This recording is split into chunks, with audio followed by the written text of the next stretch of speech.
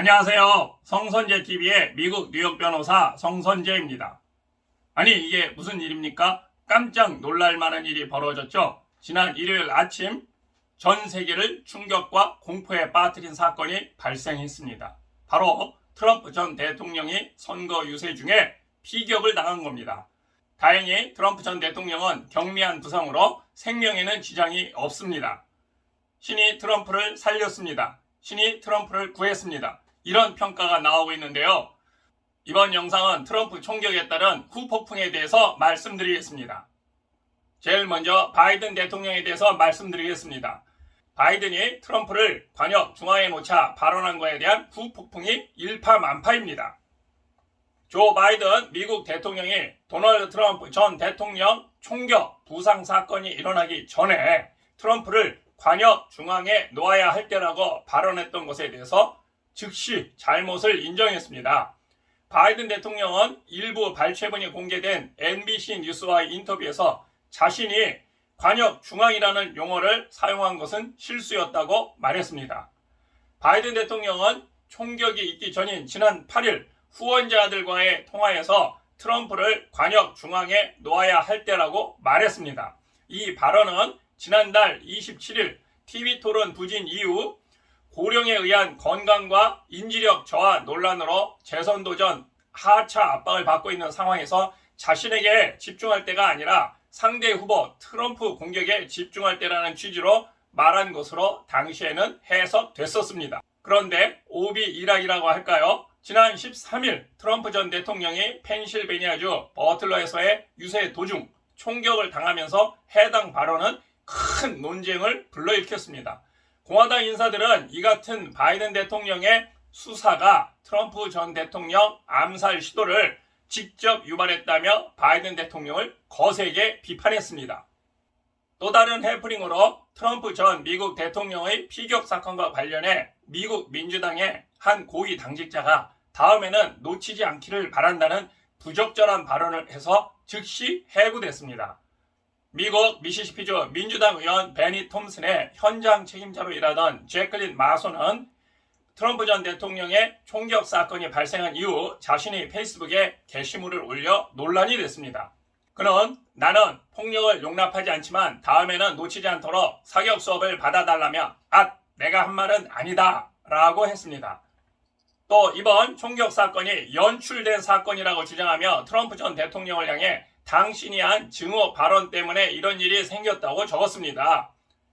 게시물은 논란이 되자 즉각 삭제됐습니다. 하지만 그의 게시물은 온라인상에서 확산하면서 그를 해고해야 한다는 요구가 빗발쳤습니다. 결국 민주당의 톰슨 의원은 그를 해고했다고 밝혔습니다. 그리고 그 이후 SNS에 올린 게시물에서 미국 민주주의에선 정치적 폭력을 위한 자리는 없다. 이번 사건과 관련해 법 집행기관의 신속한 대응에 감사하다. 트럼프 전 대통령이 무사해서 기쁘고 관련된 모든 이들에게 내 생각과 기도를 전한다고 전했습니다. 그리고 오늘부터 미국 공화당의 전당대회가 열리고 있습니다. 공식적으로 미국의 대통령 후보는 전당대회에서 정합니다. 미국의 대통령 선거 제도는 간접 선거 제도입니다. 지금까지의 대통령 선거 절차는 대통령 선거인단을 선출하는 그런 자리였습니다. 이러한 대통령 선거인단이 모여서 이번 전당대회에서 공식적으로 대통령 후보를 선출하는 것입니다. 지금 현재 미국 위스콘신주 밀워키에서 미국 공화당의 전당대회가 열리고 있습니다. 15일부터 18일까지입니다. 첫째 날 전당대회가 현재 열렸습니다. 그리고 18일 날 마지막 날 미국 대통령 후보가 선출이 되고요. 바로 오늘 미국 공화당 전당대회 첫날 부통령 후보가 발표가 됐습니다. 도널드 트럼프 전 미국 대통령은 러닝메이트로 JD 벤스 공화당 상원의원을 낙점했습니다. 우리가 보통 러닝메이트를 부통령이라고 합니다. 트럼프 전 대통령은 위스콘신주 밀워키에서 공화당 전당대회가 개막한 직후에 자신이 운영하는 소셜미디어 트루소셜에 오랜 고려의 결과 미국 부통령 자리를 맡기기에 가장 알맞은 사람은 위대한 오하이오주의 벤스 상원의원이라고 결정했다고 밝혔습니다. 트럼프 전 대통령은 벤스 의원의 교육 수준과 경영 경험 등을 높게 평가했습니다. 트럼프 전 대통령은 그동안 더그 버컴 노스타고라 주지사, 마크 루비어 상원의원과 함께 벤스 의원을 놓고 최근까지 저울질을 한 것으로 알려졌습니다. 트럼프 전 대통령이 벤스 의원을 낙점한 것은 여러 가지 요소를 고려한 것이라는 분석이 나오고 있습니다. 우선 78살인 자신과 81살인 조 바이든 대통령이 맞붙은 이번 대선에서 39살인 벤스 의원을 러닝메이트로 삼아 젊은 이미지를 심어줄 수 있습니다. 그동안 공화당은 늙은 이미지가 굉장히 강했습니다. 또 쇠락한 공업지대인 러스트벨트로도 분류되는 오하이오주가 지역구인 벤스를 내세우면 미시간, 위스콘신, 펜실베니아주 등 러스트벨트에 속하는 동시에 민주당과 공화당 지지세가 엇비슷한 스윙 보터인 그러한 경합주들을 공략하는 데 도움이 된다고 판단한 것으로 보입니다. 그리고요, 개인적으로 벤스 의원 개인의 성장사도 이런 컨셉에 아주 잘 어울립니다. 벤스는 빈곤한 노동자 집안 출신으로 예일대 로스쿨을 졸업하고 실리콘밸리 벤처 사업가로 성공했습니다.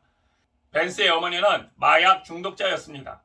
벤스는 가난과 폭력이라는 부정적 환경에서 자라 성공한 자신의 얘기로 자서전 힐빌리의 노래를 쓴 베스트셀러 작가이기도 합니다. 벤스는 이러한 유명세를 바탕으로 2022년 11월 중간선거에서 상원의원에 당선된 정치 신인입니다. 2년 전에 중간선거에 당선된 정치 신인입니다.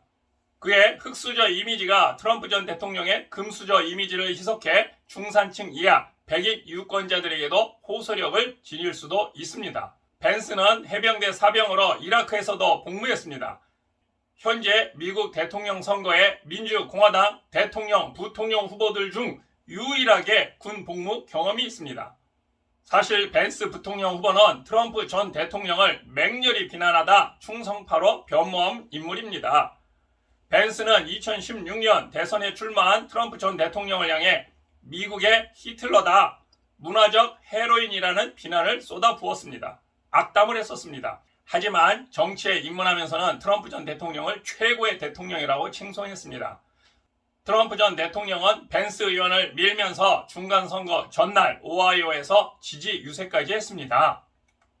트럼프 전 대통령은 정말로 신의 한 수 같은 부통령 후보를 낙점했습니다.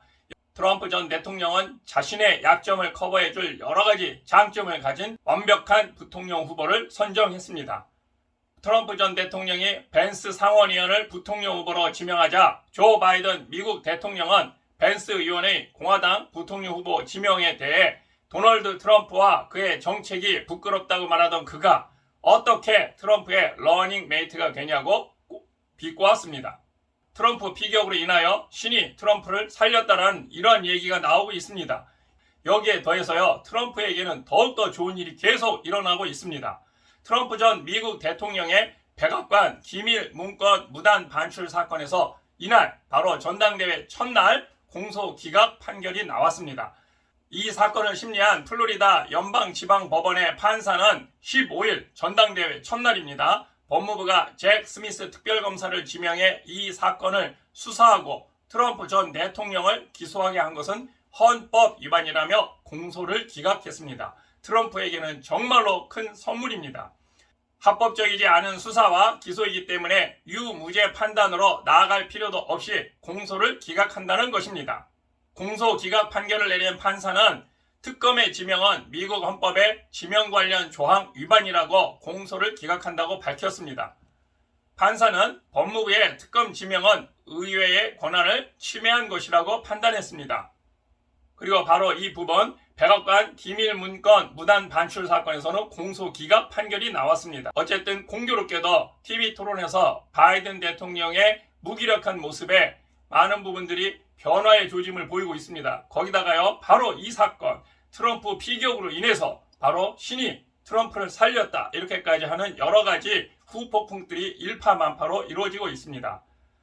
일부의 여론조사에서는 미국 대통령 선거는 이미 끝났다고 이렇게 얘기하고 있습니다. 트럼프의 당선 가능성을 70% 정도까지 보고 있습니다. 굉장히 드문 경우입니다.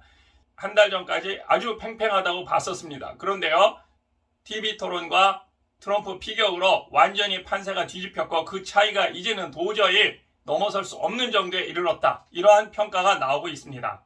지금까지 트럼프 피격으로 인한 후폭풍의 일파만파 여러 가지 사건들, 해프닝에 대해서 말씀드렸습니다. 앞으로 추가적인 소식 말씀드리도록 하겠습니다. 여러분 재미있고 유익했다면 구독과 좋아요, 알림 부탁드리겠습니다. 감사합니다.